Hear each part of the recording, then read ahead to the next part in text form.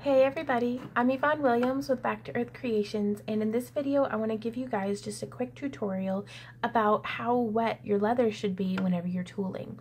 Now this is just my perspective. This is not the one and only way of going about this, so as always, do your own research, do your own experimentation until you find what works best for you, but I figured I would give y'all my perspective to help get you started.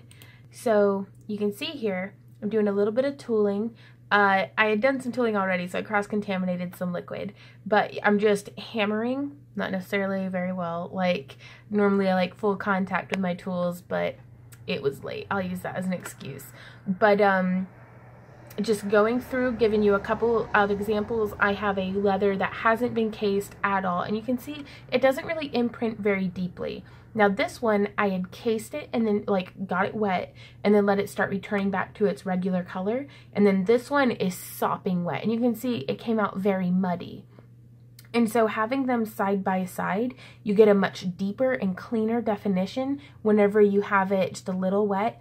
You know it's too dry if whenever you touch it with a wet finger it gets really dark.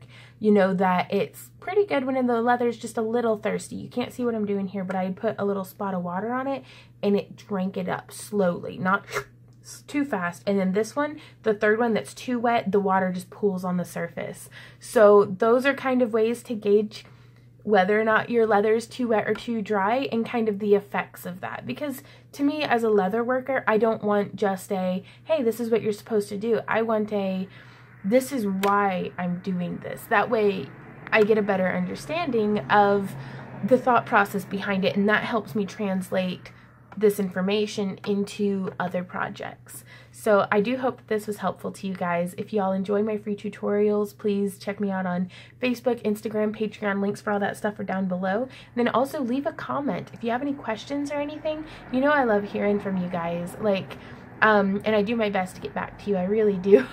So thanks again for hanging out with me, and I'll see y'all in my next video. Bye. Happy crafting.